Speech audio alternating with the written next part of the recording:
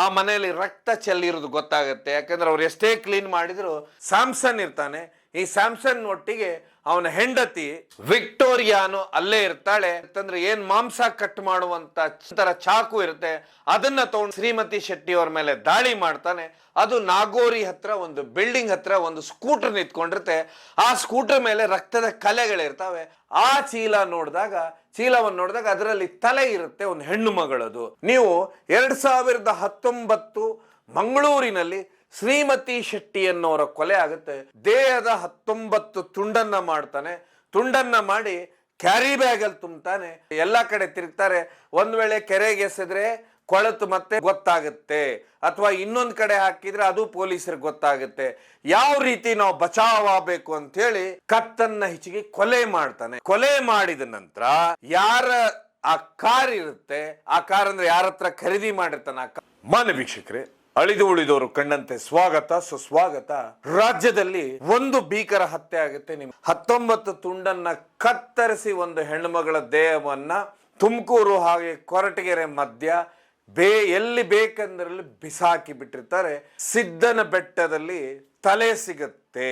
ಅದಾಗ್ಲೇ ಗೊತ್ತಾಗೋದು ಆ ಹೆಣ್ಣು ಮಗಳ ಹೆಸರು ಲಕ್ಷ್ಮೀ ದೇವಮ್ಮ ಅಂತ. ಆಗ ನಮಗೊಂದು ವಿಚಾರ ಬರೋದು, ಹೆಣ್ಣು ಮಕ್ಕಳ ಕೊಲೆ ಈ ರೀತಿ ಯಾಕೆ ಮಾಡ್ತಾರೆ ಅನ್ನೋ ಹೊತ್ತಿಗೆ 2019ರಲ್ಲೂ ಶ್ರೀಮತಿ ಶೆಟ್ಟಿ ಅನ್ನೋರ್ದು ಮಂಗಳೂರಿನಲ್ಲಿ ಇದೇ ರೀತಿ ಭೀಕರವಾಗಿ ಹತ್ಯೆ ಮಾಡಿದ್ರು. ಆ ಒಂದು ದೇಹನ್ನ ಅಂದ್ರೆ ತಲೆ KPTL ಹತ್ರ ಇದ್ರೆ ತಲೆ ಭಾಗ, ನಂದಿಗುಡ್ಡೆ ಇರ್ಬೋದು, ಕದ್ರಿ ಪಾರ್ಕ್ ಏನಿದೆ ಈ ಭಾಗ ಇರ್ಬೋದು, ಇಲ್ಲೆಲ್ಲ ದೇಹದ ತುಂಡುಗಳು ಬಿದ್ದಿದ್ದು ಇದು ದೊಡ್ಡ ಮಟ್ಟದ ಆ ಕಾಲದಲ್ಲಿ ಸಂಚಲನ ಸೃಷ್ಟಿಯಾಗುತ್ತೆ. ಹೀಗಾಗಿ ಯಾವ ಉದ್ದೇಶದಿಂದ ನಡೆಯಿತು, ಯಾಕೆ ಮನುಷ್ಯನ ಈ ರೀತಿ ಪೀಸ್ ಮಾಡಿ ರಸ್ತೆಯಲ್ಲಿ ಎಸ್ಕೊಂಡು ಹೋಗ್ತಾನೆ, ಆ ವ್ಯಕ್ತಿಗಳ ಮನಸ್ಥಿತಿ ಏನಿರುತ್ತೆ ಅಂತ ಹೇಳಿ ಇವತ್ತು ಇದ್ರ ಬಗ್ಗೆ ಚರ್ಚೆ ಮಾಡುವ.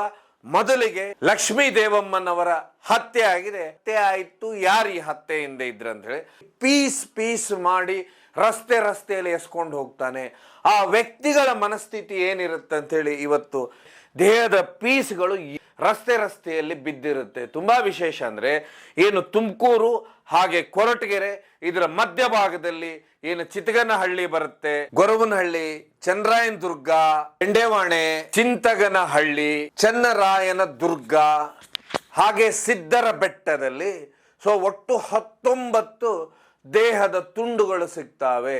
ಸಿದ್ದರ ಬೆಟ್ಟದಲ್ಲಿ ಮಹಿಳೆಯ ತಲೆ ಸಿಗುತ್ತೆ. ತಲೆ ಸಿಕ್ಕಾಗ ಏನು ಯಾವಾಗ ತುಮಕೂರು ಪೊಲೀಸರು ವಿಚಾರಣೆಗೆ ಇಳಿತಾರೆ ಆಗ ಗೊತ್ತಾಗೋದು ಇದು ಬೆಳ್ಳಾವೆ ಗ್ರಾಮದ ಲಕ್ಷ್ಮೀ ದೇವಮ್ಮ ಅನ್ನೋವರ ಶವ ಅಂಥೇಳಿ.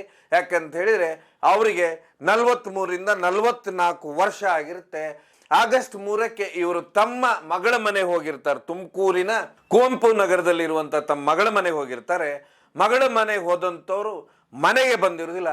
ಅದಾಗ್ಲೇನೆ 3-4 ದಿವಸ ಆಗ್ಬಿಟ್ಟಿರುತ್ತೆ. ಹೀಗಾಗಿ ಅವರ ಯಜಮಾನ್ರು ಏನಿದ್ದಾರೆ, ಲಕ್ಷ್ಮೀ ದೇವಮ್ಮನವರ ಯಜಮಾನ್ರು ಪೊಲೀಸ್ ಸ್ಟೇಷನ್ ನಲ್ಲಿ ಕಂಪ್ಲೇಂಟ್ ಕೊಟ್ಟಿರ್ತಾರೆ. ಹೀಗೆ ನನ್ನ ಹೆಂಡತಿ ಮಿಸ್ಸಿಂಗ್ ಆಗಿದ್ದಾಳೆ ಅಂತ ಹೇಳಿ ಕಂಪ್ಲೇಂಟ್ ಕೊಟ್ಟಿರ್ತಾರೆ. ಯಾವಾಗ ಮಿಸ್ಸಿಂಗ್ ಕಂಪ್ಲೇಂಟ್ ನ ಪೊಲೀಸರು ನೋಡ್ತಾ ಹೋಗ್ತಾರೆ ಆಗ ಅದು ಬೆಳ್ಳಾವೆ ಗ್ರಾಮದಲ್ಲಿ ಒಂದು ಮಿಸ್ಸಿಂಗ್ ಕಂಪ್ಲೇಂಟ್ ಇರುತ್ತೆ. ಈ ಶವ ಏನಿರುತ್ತೆ ಇದರ ದೇಹದ ತುಂಡು 19 ತುಂಡುಗಳು ಎಲ್ಲೆಲ್ಲಿ ಸಿಕ್ಕಿರುತ್ತೆ ಅದೇ ಭಾಗದಲ್ಲಿ ಮಿಸ್ಸಿಂಗ್ ಕಂಪ್ಲೇಂಟ್ ಆಗಿರುತ್ತೆ. ಪೊಲೀಸರು ತಮ್ಮ ವಿಚಾರಣೆಯನ್ನ ಪ್ರಾರಂಭ ಮಾಡ್ತಾರೆ. ಪ್ರಾರಂಭ ಮಾಡಿದ ಕೂಡಲೇನೆ ಏನ್ ನೇರವಾಗಿ ಅಂತ ಹೇಳಿದ್ರೆ ಅವ್ರ ಮಗಳನ್ನ ವಿಚಾರಣೆ ಮಾಡ್ತಾರೆ. ಹಾಗೆ ಮಗಳನ್ನ ವಿಚಾರಣೆ ಮಾಡಿದಾಗ ಹೇಳುವಂಥದ್ದು, ಅವರು ನಮ್ಮ ಬೆಳ್ಳಾವೆಯಿಂದ ನಮ್ಮೂರಿಗೆ ಬಂದಿದ್ರು, ಅಂದ್ರೆ ತುಮಕೂರಿಗೆ ಬಂದಿದ್ರು. ತುಮಕೂರಿಗೆ ಬಂದಂಥವ್ರು ಇಲ್ಲಿದ್ರು. ನಂತರ ಆಗಸ್ಟ್ 3ನೇ ತಾರೀಕು ನಮ್ಮ ಯಜಮಾನರು ಏನು ಡಾಕ್ಟರ್ ರಾಮಚಂದ್ರ ಅಂದ್ರೆ ಅವರನ್ನ ಕರ್ಕೊಂಡು ಹೋದ್ರು. ಆಗ ಏನ್ ಮಾಡ್ತಾರೆ ಪೊಲೀಸರು, ಈ ಭಾಗ ಅಂದ್ರೆ ಈಗ ಎಲ್ಲೆಲ್ಲಿ ದೇಹದ ತುಂಡುಗಳು ಸಿಕ್ಕಿದೆ, ವಿಶೇಷವಾಗಿ ಏನು ಸಿದ್ದರ ಬೆಟ್ಟದಲ್ಲಿ ಮುಖಭಾಗ ಸಿಗುತ್ತೆ, ಆ ಭಾಗವನ್ನ ಅಲ್ಲಿ ಯಾವ ಗಾಡಿ ಓಡಾಡಿದೆ, ಯಾವೆಲ್ಲ ಫೋನ್ ಓಡಾಡಿದಾವೆ ಅನ್ನುವಂತ ಚೆಕ್ ಮಾಡಿದಾಗ ಸತೀಶ್ ಅನ್ನುವರಂತ ಗಾಡಿ ಅಂದ್ರೆ ಎಲ್ಲಾ ದೇಹದ ತುಂಡು ಬಿದ್ದಂತ ಜಾಗದಲ್ಲಿ ಒಂದೇ ಕಾರ್ ಪಾಸ್ ಆಗಿರುತ್ತೆ. ಆ ಕಾರು ಯಾರ್ದಂತ ನೋಡಿದಾಗ ಸತೀಶ್ ಅನ್ನುವಂತ ವ್ಯಕ್ತಿಯ ಹೆಸರಲ್ಲಿ ಆ ಕಾರ್ ಇರುತ್ತೆ. ತುಂಬಾ ವಿಚಿತ್ರ ಅಂದ್ರೆ ಅದು 6 ತಿಂಗಳ ಹಿಂದೆನೆ ಈ ವ್ಯಕ್ತಿ ಯಾರು, ಈ ಲಕ್ಷ್ಮೀ ದೇವಮ್ಮನ ಅಳಿಯ ಏನಿದ್ದಾನೆ ಡಾಕ್ಟರ್ ರಾಮಚಂದ್ರ, ಆ ಗಾಡಿಯನ್ನ ಪರ್ಚೇಸ್ ಮಾಡಿರ್ತಾನೆ. ಪೊಲೀಸರು ಒಂದು ವಿಚಾರಣೆ ಪ್ರಾರಂಭ ಮಾಡ್ತಾರೆ.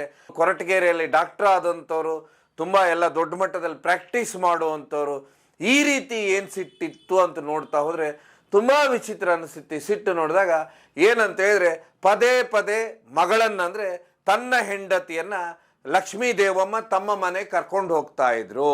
ಮನೆ ಕರ್ಕೊಂಡು ಹೋಗಿದ್ರಿಂದ ಗಂಡ ತುಂಬಾ, ಅಳಿಯ ತುಂಬಾ ಅಸಮಾಧಾನಿತ ಆಗಿದ್ದ. ಹೀಗಾಗಿ ಆಗಸ್ಟ್ 3ಕ್ಕೆ ಏನಾಗುತ್ತಂದ್ರೆ, ಮಗಳ ಮನೆಗೆ ಅತ್ತೆ ಬಂದಿರ್ತಾರೆ. ಮಗಳನ್ನ ಮತ್ತೆ ಬೆಳ್ಳಾವೆಗೆ ಕರ್ಕೊಂಡು ಹೋಗೋದಕ್ಕೆ. ಯಾಕೆ ನಮ್ಮ ಅತ್ತೆ ಪದೇ ಪದೇ ತನ್ನ ಮನೆಗೆ ಮಗಳನ್ನ ಕರ್ಕೊಂಡು ಹೋಗ್ತಾಳೆ, ಮಗಳಿಂದ ಏನು ಬಯಸಿದಾಳೆ ಇವಳು ಅನ್ನುವಂಥದ್ದು ಈ ಡಾಕ್ಟ್ರಿಗೆ ತುಂಬಾ ದಿವಸಗಳಿಂದ ಒಂದು ಪ್ರಶ್ನೆ ಕಾಡ್ತಾ ಇರುತ್ತೆ. ಹೀಗಾಗಿ ಆ ವ್ಯಕ್ತಿ ಏನ್ ಮಾಡ್ತಾನೆ ಅಂದ್ರೆ, ಆಗಸ್ಟ್ 3ಕ್ಕೆ ಏನು ನಾನು ಅತ್ತೆಯನ್ನ ನಾನು ಊರಿಗೆ ಬಿಡ್ತೇನೆ ಅಂತ ಹೇಳಿ ಆ ಕಾರಿನಿಂದ ಕರ್ಕೊಂಡು ಬೆಳ್ಳಾವಿ ಕಡೆಗೆ ಹೊರಡ್ತಾರೆ. ಹೊರಟಂತ ರಸ್ತೆ ಮಧ್ಯದಲ್ಲೇ ಈ ವ್ಯಕ್ತಿ ಏನ್ ಮಾಡ್ತಾನೆ ಅಂದ್ರೆ, ಕತ್ತನ್ನ ಹಿಚಿಗೆ ಕೊಲೆ ಮಾಡ್ತಾನೆ. ಕೊಲೆ ಮಾಡಿದ ನಂತರ ಯಾರ ಆ ಕಾರ್ ಇರುತ್ತೆ, ಆ ಕಾರ್ ಅಂದ್ರೆ ಯಾರ ಹತ್ರ ಖರೀದಿ ಮಾಡಿರ್ತಾನೆ ಆ ಕಾರ್ ಇನ್ನು ಸತೀಶ್ ಅನ್ನುವಂತ ವ್ಯಕ್ತಿ ಹೆಸರಲ್ಲಿರುತ್ತೆ. ಅವರ ತೋಟಕ್ಕೆ ಹೋಗ್ತಾನೆ. ಅಲ್ಲಿ ಇನ್ನೊಬ್ಬ ವ್ಯಕ್ತಿ ಸೇರ್ತಾನೆ, ಕಿರಣ್ ಅಂತೇಳಿ. ಸೊ ಒಟ್ಟು 3 ಜನ ಸೇರ್ತಾರೆ.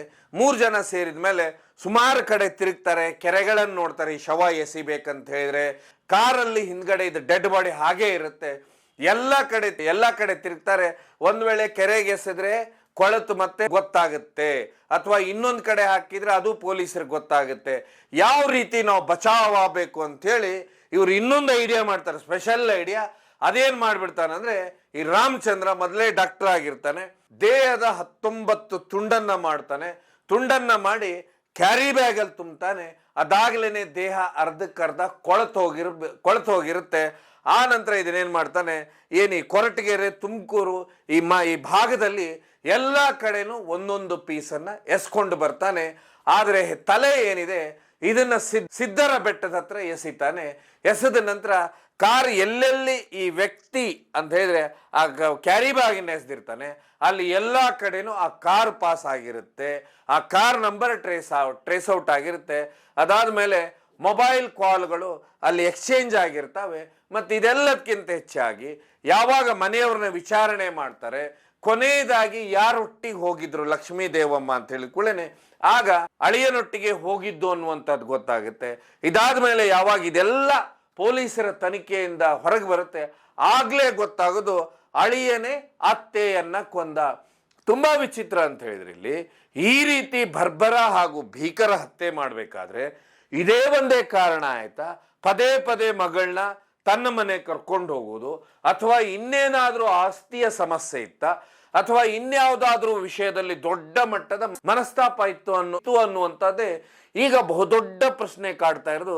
ಯಾಕಂದ್ರೆ ಈ ರೀತಿ ಒಂದು ವೃತ್ತಿಯಲ್ಲಿ ಡಾಕ್ಟರ್ ಆಗಿದ್ದು ಕೊರಟಗೆರೆಯಲ್ಲಿ, ಅದು ತುಂಬಾ ದೊಡ್ಡ ಮಟ್ಟದಲ್ಲಿ ಪ್ರಾಕ್ಟೀಸ್ ನಡೆಯುವತ್ತಿಗೆ ಯಾಕೆ ಅಂದ್ರೆ ಕೊಲೆ ಮಾಡ್ಲಿಕ್ಕೆ ಸಾಧ್ಯ ಅಂಥೇಳಿ ಬರುವಂತ ಪ್ರಶ್ನೆ. ಇದೆಲ್ಲದಕ್ಕಿಂತ ಹೆಚ್ಚಾಗಿ ಏನು ಪೊಲೀಸ್ ಕಂಪ್ಲೇಂಟ್ ಕೊಟ್ಟಿರ್ತಾರೆ ಒಂದ್ ಕಡೆ, ಇನ್ನೊಂದು ಕಡೆ ಮಗಳು ಹುಡುಕ್ತಾ ಇರ್ತಾಳೆ. ಆದ್ರೆ ಇವರ ಸ್ವತಃ ಯಜಮಾನ ಗಂಡ ಏನಿರ್ತಾನೆ ಆ ಜಾಗದಲ್ಲಿ ಇರುವುದಿಲ್ಲ. ಆಗ್ಲೇ ಪೊಲೀಸರಿಗೆ ಅಂತ ಹೇಳಿದ್ರೆ ಡೌಟ್ ಬರುತ್ತೆ. ಡೌಟ್ ಬಂದ ನಂತರನೇ ಇದೆಲ್ಲ ವಿಚಾರಣೆ ಮಾಡಿದಾಗ ಸಂಪೂರ್ಣವಾಗಿ ಈ ಕೊಲೆಯಲ್ಲಿ ಲಕ್ಷ್ಮೀ ದೇವಮ್ಮನ ಅಳಿಯ ಹಾಗೇನೆ ಮಗಳ ಗಂಡ ಏನಿದ್ದಾನೆ ಇದೇ ವ್ಯಕ್ತಿ ಇರುವುದಂತ ಹೇಳಿ ಕನ್ಫರ್ಮ್ ಆಗುತ್ತೆ. ಅತ್ತೆನ ಮನೆಯಿಂದ ಕರ್ಕೊಂಡೋದಂತವನು ಅಳಿಯ, ಆ ನಂತರ ಅಳಿಯನ ಪತ್ತೆ ಇಲ್ಲ, ಕ್ಲಿನಿಕ್ ನೋಡಿದ್ರೆ ಬಂದಿದೆ ಅನ್ನುವಂಥದ್ದು ಯಾವ ಬರುತ್ತೆ. ಆಗಲೇ ಪೊಲೀಸರು ಸಂಪೂರ್ಣವಾಗಿ ಅಂದ್ರೆ ತನಿಖೆಯನ್ನು ಚುರುಕುಗೊಳಿಸಿ ಈಗ 3 ಜನರನ್ನ ಬಂಧಿಸಿದ್ದಾರೆ. ಅಂದ್ರೆ ರಾಮಚಂದ್ರ, ಅಳಿಯ ರಾಮಚಂದ್ರ ಏನಿದೆ ರಾಮಚಂದ್ರ, ಹಾಗೆ ಸತೀಶು, ಕಿರಣ್, ಈ 3 ಜನರನ್ನು ಬಂಧಿಸಿದ್ದಾರೆ. ಇದು ರಾಜ್ಯದಲ್ಲಿ 2ನೇ ಕೊಲೆ ಅಂತಾರೆ. ಈ ರೀತಿ ಶವವನ್ನ ಪೀಸ್ ಮಾಡಿ ಎಸೆದಿರುವಂಥದ್ದು. ಹಾಗಾದ್ರೆ ಇದಕ್ಕಿಂತ ಮೊದಲು ಎಲ್ಲಿ ಕೊಲೆ ಆಯ್ತು ಅಂತ ನಾವು ನೋಡ್ತಾ ಹೋದ್ರೆ, ನೀವು 2019 ಮಂಗಳೂರಿನಲ್ಲಿ ಶ್ರೀಮತಿ ಶೆಟ್ಟಿ ಅನ್ನೋರ ಕೊಲೆ ಆಗುತ್ತೆ. ಇದು ಬಹುದೊಡ್ಡ ಸುದ್ದಿ ಆಗುತ್ತೆ. ಹಾಗಾದ್ರೆ ಈ ಕೊಲೆ ಎಲ್ಲಿ ನಡೀತು, ಯಾಕೆ ನಡೀತು, ಕಾರಣ ಏನಿತ್ತಂತ ನಾವು ನೋಡ್ತಾ ಹೋದ್ರೆ ಇಲ್ಲೂ ತುಂಬಾ ಕುತೂಹಲಕಾರಿ ವಿಷಯ ಬರುತ್ತೆ. ಕೊಲೆಯನ್ನ ನಾವು ನೋಡ್ತಾ ಹೋದಾಗ 2019 ಮೇ 11ನೇ ತಾರೀಕು ಏನು KPTL ಇದೆ, ಅಂದ್ರೆ ನೀವು ಉಡುಪಿಯಿಂದ ಮಂಗಳೂರು ಬೈಪಾಸ್ ಮಾಡಿಕೊಂಡು ಬೆಂಗಳೂರಿಗೆ ಏನಾದರೂ ಬರೋದಿದ್ರೆ KPT ಜಂಕ್ಷನ್ ಬರುತ್ತೆ. ಈ ಜಂಕ್ಷನ್ ನಲ್ಲಿ ಎಳನೀರು ಮಾರ್ಲಿಕ್ಕೆ ಎಳ್ನೀರು ಮಾರುವಂತವ್ರು ಬೆಳಗ್ಗೆ ತಮ್ಮದೇನ್ ಜಾಗ ಇರುತ್ತೆ ಆ ಜಾಗವನ್ನ ಸರಿ ಮಾಡ್ಕೊಳ್ತಾ ಇರ್ತಾರೆ. ಬೆಳಗ್ಗೆ ಅಂದ್ರೆ ಅಂಗಡಿ ಓಪನ್ ಮಾಡ್ಬೇಕು, ಎಳ್ನೀರ್ ಅಂಗಡಿ. ಆಗ ಅಲ್ಲಿ ಒಂದು ಚೀಲ ನೋಡ್ತಾರೆ, ಚೀಲದ ಮೇಲೆ ರಕ್ತದ ಕಲೆ ಇರುತ್ತೆ. ಯಾವಾಗ ರಕ್ತದ ಕಲೆ ಇರುತ್ತೆ ಆಗ ಅವ್ರು ಏನ್ ಮಾಡ್ತಾರೆ, ಪೊಲೀಸ್ ಸ್ಟೇಷನ್ ತಿಳಿಸ್ತಾರೆ, ಈ ರೀತಿ ಒಂದು ರಕ್ತದ ಕಲೆ ಇರುವಂತದ್ದು ಚೀಲ ಇದೆ ಅಂತ ಹೇಳಿ. ಆ ಚೀಲವನ್ನು ನೋಡಿದಾಗ ಅದರಲ್ಲಿ ತಲೆ ಇರುತ್ತೆ, ಒಂದು ಹೆಣ್ಣು ಮಗಳದು. ಆ ಹೆಣ್ಣು ಮಗಳ ತಲೆ ಇರುತ್ತೆ. ಇದಾದ ಮೇಲೆ ಏನ್ ಮಾಡ್ತಾರೆ ಅಂದ್ರೆ, ಯಾರ್ದಿದ್ದು ಹೆಣ್ಣು ಮಗಳ ತಲೆ ಅಂತ ನೋಡಿದಾಗ ಆಗ್ಲೇ ಗೊತ್ತಾಗೋದು ಶ್ರೀಮತಿ ಶೆಟ್ಟಿ ಅಂತ ಹೇಳಿ. ಇವರು ಅತ್ತಾವರದಲ್ಲಿ ಎಲೆಕ್ಟ್ರಿಕ್ ಅಂಗಡಿ ಇಟ್ಟಿರ್ತಾರೆ, ಹಾಗೆ ಚಿಟ್ ಫಂಡ್ ನಡೆಸ್ತಾ ಇರ್ತಾರೆ. ಅದಾದ್ಮೇಲೆ ಇವ್ರ ಮನೆ ಬಂದ್ಬಿಟ್ಟು ನಂದಿಗುಡ್ಡೆಯಲ್ಲಿರುತ್ತೆ. ಇವರ ಅಡ್ರೆಸ್ ತಿಳಿತೆ. ಅದಾದ್ಮೇಲೆ ಬರೀ ಇಲ್ಲಿ ತಲೆ ಅಷ್ಟೇ ಇದೆ ಅಲ್ಲ, ದೇಹದ ಇನ್ನುಳಿದಂತ ಭಾಗ ಎಲ್ಲಿದೆ ಅಂತ ಹುಡ್ಕೊಂಡು ಹೋಗ್ತಾರೆ. ಆಗ ನಂದಿಗುಡ್ಡೆಯ ಸ್ಮಶಾನ ಏನಿದೆ ಅಲ್ಲಿ ಒಂದೆರಡು ದೇಹದ ಪೀಸ್ ಸಿಗುತ್ತೆ. ನಂತರ ಕದ್ರಿ ಪಾರ್ಕ್ ಹತ್ರ ಇನ್ನೂ ಬೇರೆ ಬೇರೆ ದೇಹದ ಮೂಳೆಗಳು ಸಿಗ್ತವೆ. ಇದಾದ ಮೇಲೆ ಏನ್ ಮಾಡ್ತಾರೆ ಅಂದ್ರೆ, ಒಂದು ಗಾಡಿ ಪತ್ತೆ ಆಗುತ್ತೆ. ಅದು ನಾಗೋರಿ ಹತ್ರ ಒಂದು ಬಿಲ್ಡಿಂಗ್ ಹತ್ರ ಒಂದು ಸ್ಕೂಟರ್ ನಿಂತ್ಕೊಂಡಿರುತ್ತೆ. ಆ ಸ್ಕೂಟರ್ ಮೇಲೆ ರಕ್ತದ ಕಲೆಗಳಿರ್ತವೆ. ಆ ಸ್ಕೂಟರ್ನು ಪೊಲೀಸರು ಪತ್ತೆ ಹಚ್ತಾರೆ. ಆಗ್ಲೇ ಗೊತ್ತಾಗೋದು ಈ ಸ್ಕೂಟ್ರು ಶ್ರೀಮತಿ ಶೆಟ್ಟಿ ಅವ್ರ ಸ್ಕೂಟ್ರು ಅಂತ ಹೇಳಿ. ಆಗ ಏನ್ ಮಾಡ್ತಾರೆ, ಈ ಸ್ಕೂಟರ್ ಎಲ್ಲೆಲ್ಲಿ ಚಲನೆ ಮಾಡಿದೆ, ಯಾಕೆಂತ ಹೇಳಿದ್ರೆ ನಿಮಗೆ ನಾನು ಹಿಂದಿನ ಕೊಲೆಯಲ್ಲಿ ಹೇಳಿದೆ, ಏನ್ ಲಕ್ಷ್ಮೀ ದೇವಮ್ಮನವರ ಕೊಲೆಯಲ್ಲೇನೂ ಸಮೇತನು ಗಾಡಿ ಎಲ್ಲೆಲ್ಲಿ ಚಲನೆ ಮಾಡಿದೆ ಅನ್ನುವಂಥದ್ದು ನೋಡ್ತಾರೆ. ಸ್ಕೂಟರ್ ಎಲ್ಲೆಲ್ಲಿ ಹೋಗಿದೆ ಅಂತ ಪೊಲೀಸರು ಪತ್ತೆ ಹಚ್ತಾರೆ. ಆ ಸ್ಕೂಟರ್ ನೋಡಿದಾಗ ಏನು ಅವ್ರದ್ದು ಅಂಗಡಿ ಇರುತ್ತೆ ಅತ್ತಾವರದಲ್ಲಿ, ಅಲ್ಲಿಂದ ಹೊರಟಂತದ್ದು ಅತ್ತಾವರದ ನ್ಯೂ ರೋಡಿಗೆ ಹೋಗುತ್ತೆ. ನ್ಯೂ ರೋಡ್ನಿಂದ ವೆಲೆನ್ಸಿ ಸರ್ಕಲ್ ಹೋಗುತ್ತೆ. ವೆಲೆನ್ಸಿ ಸರ್ಕಲ್ ಅಲ್ಲಿ ಮುಂದೊಂದು ಏರಿಯಾ ಇರುತ್ತೆ, ಟರ್ನ್ ತಗೊಳುತ್ತೆ. ಟರ್ನ್ ತಗೊಂಡ ನಂತರ ಅದು CCTV ಅದು ಎಂಟೈರ್ ಅದೆಲ್ಲ ರೆಕಾರ್ಡ್ ಆಗಿರುತ್ತೆ. ಆಗ ಪೊಲೀಸರಿಗೆ ಗೊತ್ತಾಗುತ್ತೆ ಈ ಏರಿಯಾದಲ್ಲಿ ಹೋಗಿರುತ್ತೆ. ಆಗ ಪೊಲೀಸರು ಏನ್ ಮಾಡ್ತಾರೆ ಅಂದ್ರೆ, ಮೊಬೈಲ್ ಅವರ ಕಾಲು ಪರಿಶೀಲನೆ ಮಾಡ್ತಾರೆ. ಇವರು ಕೊನೆಯದಾಗಿ ಯಾರಿಗೆ ಫೋನ್ ಮಾಡಿದ್ದಾರೆ, ಕೊನೆಯದಾಗಿ ಫೋನ್ ಮಾಡಿದಾಗ ಅದೇ ಜಾಗದಲ್ಲಿ ಮುಂದೆ ಹೋದ್ರೆ ಕೊನೆಯ ಕಾಲು ಜೋನ್ಸ್ ಸ್ಯಾಮ್ಸನ್ ಅನ್ನುವಂಥ ವ್ಯಕ್ತಿ ಹೋಗಿರುತ್ತೆ.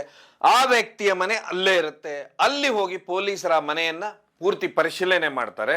ಪರಿಶೀಲನೆ ಮಾಡಿದಾಗ ಸಂಪೂರ್ಣವಾಗಿ ಅದು ಮನೆ ಏನಂದ್ರೆ ತೊಳೆದಿದ್ದ ರೀತಿಯಲ್ಲಿ ಇರುತ್ತೆ. ಆಗ ಪೊಲೀಸರಿಗೆ ಡೌಟ್ ಬರುತ್ತೆ. ಆಗ ಪೊಲೀಸರು ಏನ್ ಮಾಡ್ತಾರೆ, ವಿಚಾರಣೆ ಮಾಡ್ತಾರೆ. ಅಂದ್ರೆ ಸಂಪೂರ್ಣವಾಗಿ ಕಾಲ್ ರೆಕಾರ್ಡ್ ನೋಡ್ತಾರೆ.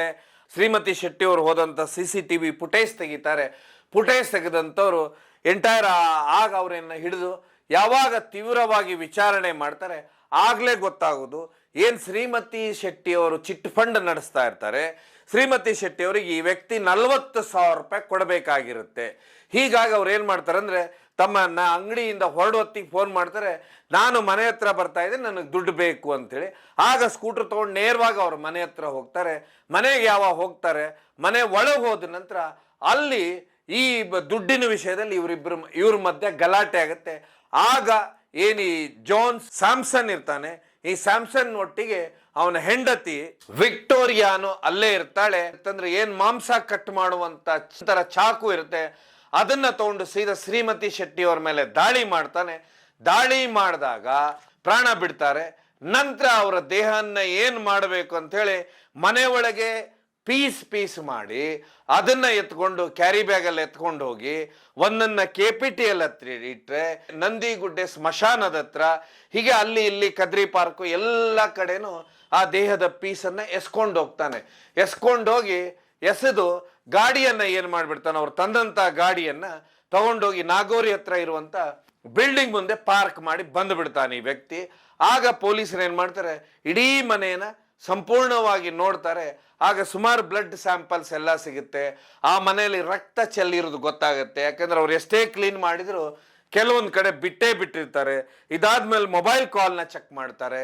ಅದಾದ ಮೇಲೆ CCTV ಫುಟೇಜ್ ಅಂದ್ರೆ ಅವ್ರ ಮನೆಗೆ ಹೋಗೋದು, ಇವ್ರ ಮನೆ ಕಡೆ ತಿರುಗುದು, ನಂತರ ಅವರು ಇನ್ನೊಂದು ಆ ಸ್ಕೂಟರ್ನ ತಗೊಂಡು ಬರುವಂತದ್ದು, ಇದೆಲ್ಲ ಇಲ್ಲಿ ಸಾಕ್ಷಿಗಳು ಸೇರ್ತವೆ. ಇದೆಲ್ಲದಕ್ಕಿಂತ ಹೆಚ್ಚಾಗಿ ಆ ವ್ಯಕ್ತಿಗೆ ವಿಚಾರಣೆ ಸಮಯದಲ್ಲಿ ಎಲ್ಲೆಲ್ಲಿ ದೇಹದ ತುಂಡನ್ನ ಎಸೆದಿದೆ ಅಂದ್ಕೊಳ್ಳಿ ಆ ವ್ಯಕ್ತಿ ತೋರಿಸ್ಕೊಂಡು ಹೋಗ್ತಾನೆ, ಇಲ್ಲಿ ಎಸೆದಿದ್ದೇನೆ ಅಂತೇಳಿ. ಸೊ ಇದಂತ ಹೇಳಿದ್ರೆ ಆಗ ಇದು ಶ್ರೀಮತಿ ಶೆಟ್ಟಿ ಅವರ ಹತ್ಯೆ ಮಾಡಿದ್ದು ಇದೇ ಸ್ಯಾಮ್ಸನ್ನು ಹಾಗೆ ವಿಕ್ಟೋರಿಯಾ ಅಂದ್ರೆ ಗಂಡ ಹೆಂಡತಿ ಸೇರ್ಕೊಂಡು ತಮ್ಮ ಮನೆಯಲ್ಲೇ ಚಿಟ್ ಫಂಡಿನ ದುಡ್ಡು ಕೊಡ್ಬೇಕಂತ ಹೇಳಿ ಅಲ್ಲೇ ಭೀಕರವಾಗಿ ಪೀಸ್ ಮಾಡಿ ಹತ್ಯೆ ಮಾಡಿ ಎಲ್ಲ ಕಡೆ ತುಂಡನ್ನ ಎಸೆದಿರ್ತಾರೆ. ಅದಾದ ಮೇಲೆ ಇವ್ರು ಏನ್ ಮಾಡಿರ್ತಾರೆ, ಯಾವಾಗ ಪೊಲೀಸರು ಇವ್ರ ಮನೆ ಹತ್ರ ಹೋಗ್ತಾರೆ ಆಗ ಇವರು ಮನೆಯಲ್ಲಿ ಇರುವುದಿಲ್ಲ, ತಮ್ಮ ಇನ್ನೊಬ್ಬ ಸ್ನೇಹಿತನ ಮನೆಗೆ ಹೋಗಿರ್ತಾರೆ. ಆಗ ಇಲ್ಲಿಗೆ ಬಂದ ಕಾಲು ಇಲ್ಲಿಗೆ ಲಾಸ್ಟ್ ಎಂಡ್ ಆಗುತ್ತೆ, ಇಲ್ಲಿಗೆ ಈ ಲೊಕೇಶನ್ ಮುಗಿಯುತ್ತೆ. ಕಾಲು ಇವ್ರಿಗೆ ಕೊನೆಗೆ ಬಂದಿರೋದು.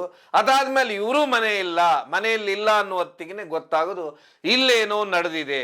ಇದೇ ಕಾರಣದಿಂದ ಈ ಕೇಸ್ ಏನಿದೆ ಮನೆಯಲ್ಲಿ ಇಲ್ಲ ಅನ್ನುವಂಥದ್ದು ಕನ್ಫರ್ಮ್ ಆದ ನಂತರನೇ ಪೊಲೀಸರು ಇದನ್ನ ಅದ್ಭುತವಾಗಿ ಚಾರ್ಜ್ ಶೀಟ್ ಮಾಡ್ತಾರೆ. ಯಾಕಂತ ಹೇಳಿದ್ರೆ ನಿಮ್ಗೆ ಗೊತ್ತು, ಯಾವುದು ಇಲ್ಲಿ ನಾನು ಇದಕ್ಕಿಂತ ಮೊದಲೊಂದು ಕತೆ ಹೇಳಿದೆ, ಏನು ಲಕ್ಷ್ಮೀ ದೇವಮ್ಮನವರ ಕತೆ ಹೇಳಿದೆ. ಮಗಳು ಹುಡುಕ್ತಾ ಇದ್ದಾಳೆ, ಮಾವ ಹುಡುಕ್ತಾ ಇದ್ದಾನೆ, ಆದ್ರೆ ಅಳಿಯ ಎಲ್ಲೂ ಕಾಣಿಸುವುದಿಲ್ಲ ಆ ಟೈಮಲ್ಲಿ. ಹೀಗಾಗಿ ಹೇಗೆ ಪೊಲೀಸರಿಗೆ ಅಳಿಯನ ಮೇಲೆ ಸಂಶಯ ಹೋಗುತ್ತೆ, ಅದೇ ರೀತಿ ಈ ಕೇಸಿನಲ್ಲಿ ಇದರಲ್ಲಿ ಈ ಮನೆ ಲಾಕ್ ಯಾರು ಮಾಡಿದ್ದಾರೆ ಇವರೇ ಇದ್ದಾರೆ ಅನ್ನೋದು ಗೊತ್ತಾಗುತ್ತೆ. ಹೀಗಾಗಿ ಸಂಪೂರ್ಣವಾಗಿ ಸಾಕ್ಷಿಗಳನ್ನ ಕಲೆ ಹಾಕ್ತಾರೆ. ಕಲೆ ಹಾಕಿದಂತ ಪೊಲೀಸರು ತುಂಬಾ ಬೇಗನೆ ಇದ್ರು 2024ನೇ ಇಸ್ವಿಯಲ್ಲಿ ಶ್ರೀಮತಿ ಶೆಟ್ಟಿ ಅವರ ಏನು ಹತ್ಯೆ ಆಗುತ್ತೆ, ಇದರಲ್ಲಿ ಆ ಗಂಡ ಹೆಂಡತಿ ಏನಿರ್ತಾರೆ ಅವ್ರಿಬ್ಬರಿಗೂ ಜೀವಾವಧಿ ಶಿಕ್ಷೆ ಆಗುತ್ತೆ. ಈ ಇಬ್ಬರಿಗೂ ಜೀವಾವಧಿ ಶಿಕ್ಷೆ ಆಗುತ್ತೆ ಈ ಕೇಸಿನಲ್ಲಿ. ಸೊ ಇದೇ ರೀತಿನೇ ಇದು 2 ಹತ್ಯೆಗಳು ಪೀಸ್ ಮಾಡಿ ಎಸೆದು ಯಾವ ಸಾಕ್ಷಿಗಳು ಸಿಗುವುದಿಲ್ಲ ಅಂತೇನು ಹತ್ಯೆ ಮಾಡ್ತಾರೆ, ಆ ಹತ್ಯೆಗಳು ಯಾವೆಲ್ಲ ರೀತಿ ಇದರಲ್ಲಿ ಶಿಕ್ಷೆ ಆಗುತ್ತೆ ಅನ್ನೋದು ಗೊತ್ತಾಗುತ್ತೆ. ಅದೇ ರೀತಿ ಈಗ ಲಕ್ಷ್ಮೀ ದೇವಮ್ಮನವರ ಹತ್ಯೆ ಏನಾಗಿದೆ, ಈ ಹತ್ಯೆ ಯಾಕಾಯ್ತು, ಏನಾಯ್ತು, ಆಮೇಲೆ ಅಳಿಯ ಕೊಲ್ಲಲಿಕ್ಕೆ ಕಾರಣವೇನು ಸಂಪೂರ್ಣವಾಗಿ ತನಿಖೆಯಿಂದ ತಿಳಿಬೇಕು. ಮುಂದೆ ಇದು ಯಾವ ರೀತಿ ಈ ಕೇಸಿನಲ್ಲಿ ಯಾವ ರೀತಿಯ ಶಿಕ್ಷೆ ಆಗುತ್ತೆ ಕಾದು ನೋಡ್ಬೇಕಂತ ಹೇಳ್ತಾ ಈ ಕಾರ್ಯಕ್ರಮವನ್ನು ಮುಗಿಸ್ತೇನೆ. ಕಾರ್ಯಕ್ರಮ ನೋಡಿದ್ದಕ್ಕೆ ಧನ್ಯವಾದ. ಇದು ಜನಜಾಗೃತಿಗೆ.